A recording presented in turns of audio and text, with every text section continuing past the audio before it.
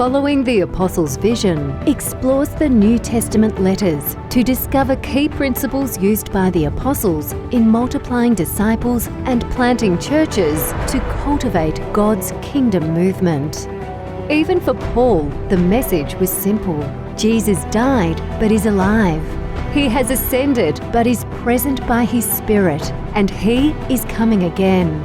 And the vision was clear that there be no place left where this good news had not been shared. Our cities are going up, our suburbs are expanding, our mission challenge is huge. But the simple, reproducible methods that Jesus lived and taught relate to all cultures and all circumstances. His vision and methods shaped the mission of the early church and are practical and effective today.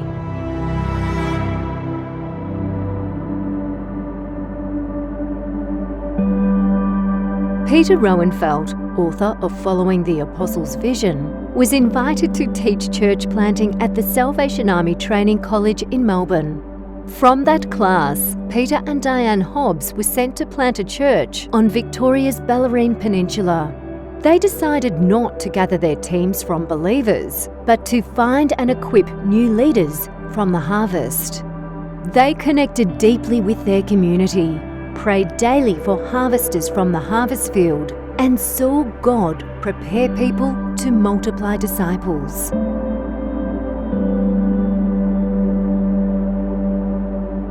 The Bellarine Peninsula is quite a unique place because most people have no clue what it is. It's quite a historical area. This is one of the first landing sites from Tasmania when they came up through here.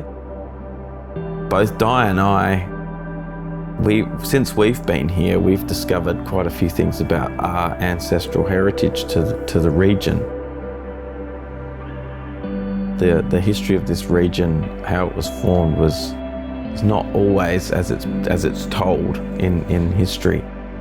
So it's been fascinating for us to kind of delve into our past and see how, unbeknownst to us, our past is directly, has been influenced in this place that we've now been sent to. Yeah, so we've been here 11 years just, and we came here, we were sent here by the Salvation Army to plant a church. One of the key things that we wanted to do was just not to go and get people who are already followers of Jesus. It was just embedded in our hearts so much that we just wanted to go into community, find people of peace and stay with them. And then see them come into faith and a relationship with Jesus. Although we gather together on a Sunday, it's not about getting people to that gathering. What we want to do is that every single gathering that we have through the week, that's church, wherever that is, whatever that looks like. When we let go of our plans, God actually shines, and God proves that He's God. Our only strategic plan is growing faith wherever life happens. Meeting people where they're at, pointing them to Jesus. So Carmela, I met about 10 years ago. Our paths crossed, and from that moment on, we became very good friends.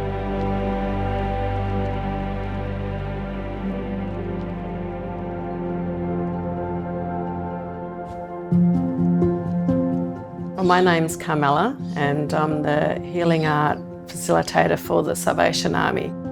My spiritual journey started with me as a child, actually. I was going through a really difficult time, and I didn't know who to reach out to.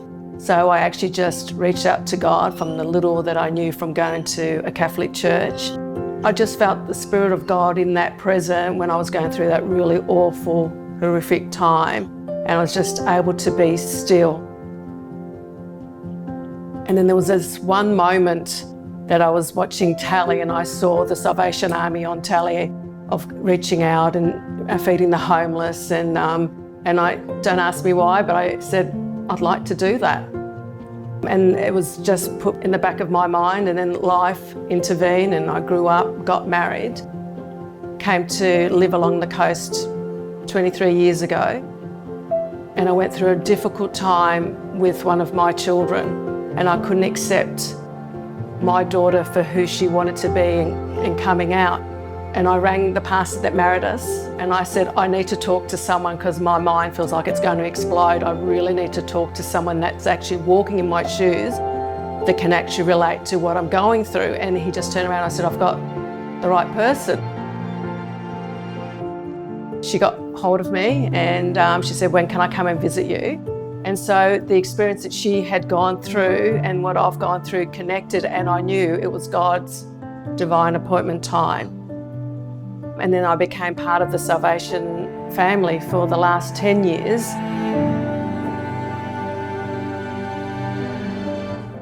Journeying alongside with them, I shared about this vision that I had as a child during that difficult time about me wanting to be an artist. And then they just journeyed with me and I just shared about my passion and how I want to do this and I don't know why I want to do this, but this is what I want to do. And they just were there. They just encouraged and said, do it. If you really feel this is from God, do it. And through that, we started off with the youth. I journeyed with my daughter. She came along and we done art together. And then from the youth, I moved into going into the nursing homes and taking it there, and at the same time be able to share, you know, the reality of Jesus and the love that God has for every mankind. The artwork I do is God-inspired, and I always ask God to bless the work that I do. And I always had this vision of, you know, the tree of life. The tree of life means everything where it goes, the roots go in all directions, and it's spreading the love of God. And then how that related to the cross. Healing art is for those people that can't find the words, or for them to express for them what's in there and bring it out on the canvas. Peter and Di are like a brother and a sister to me. They journeyed with me through all my difficult time, and they really love God and they really put out there about the reality of Jesus. We have an army of really tough, not as in hard-hearted, but tough people who are being raised up to be missionaries within the community. Tani's a young adult that we met through the Red Shield Appeal.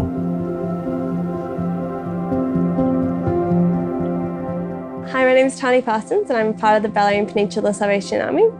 I joined here about 3 years ago, and ever since I have found this new coming purpose and meaning to my life. So I've always grown up in the Geelong region. I was always kind of lost throughout school. Health was just a passion of mine, so maybe I could go and teach that in the community. But then I got to uni and that was a lot of chemistry and biology that I did not understand, or I lost my passion for it really easily. No, I'm going to make this leap of faith and go and study community services. In the midst of that was when I joined the Bellarine Salvos. Basically, I'm here whenever I can. That just means going on the outreach van every Friday night, coming along and journeying alongside youth group children. I'm honestly just going where the Spirit's leading me. I'm still new to faith, and I think we're all kind of on the same path and journey together. Quite a lot of people in this community are skeptical of religion. And so for us to come into this group as another organisation bringing religion, you know, we were like, we're not doing that. We're just coming to just share the love of Jesus and to immerse people in a different reality. Because it's not actually about us, it's not about our mission. It's about how do we follow him in his mission. Tim is a seeker of peace we met in community who has helped us participate in the mission of God.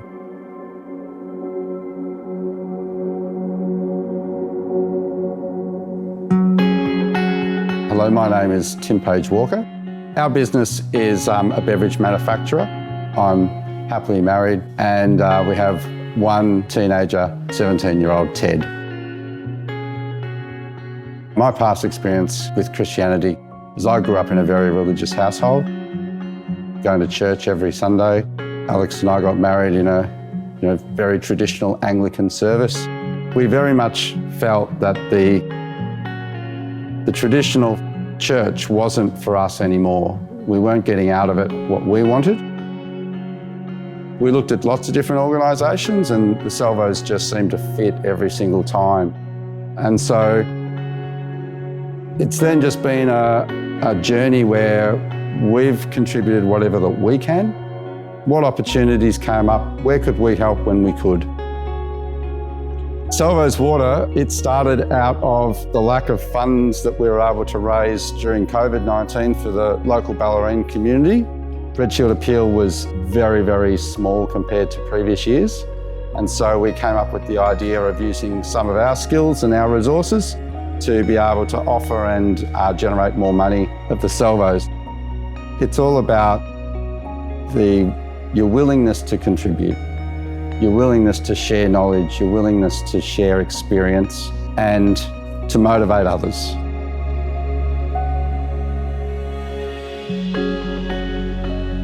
And the start of Luke 10, Jesus says to the disciples, ask God to raise up workers. And we took that idea and we're like, okay, so every day we were praying that God would raise up these people. And little did we know though, that the people that God was preparing, these seekers for us to meet, He was preparing them and they were strategically chosen by Him to have a deep connection to the region. And He's actually using those people to transform the community. I think raising up local leaders is more effective because the people that are local have usually been here for a very long time. So as their lives start to change, people start to notice. If you have a person that's raised up from the harvest, you're not importing them and lifting them out of another context. This person is actually from the context, understands it. My favourite parable is, the kingdom of God is like the seed that's planted in the ground and the farmer sleeps and it all grows. Yeah. Like God makes everything grow. God makes it all grow and we don't have to worry about a thing. And that's what the world desperately needs, is a reality that's just so wonderful. All the things I've gone through in life is for a purpose. We're no longer victims, but we're creators of our own life and draw to the Creator.